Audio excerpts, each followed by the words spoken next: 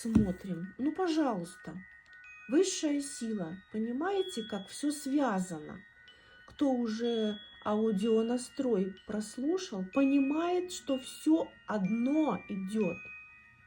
Высшая сила. Сейчас тебе нужно воспринимать ее как союзника.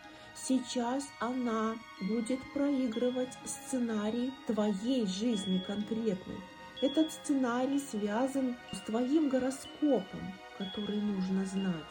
Тебе не надо воспринимать что-то как угрозу, и сейчас время соединиться с этими энергиями, стать частью общей волны. Знай, что ты не одна, и твой мир любит тебя, твой мир заботится о тебе, даже если это требует каких-то потерь и трансформаций.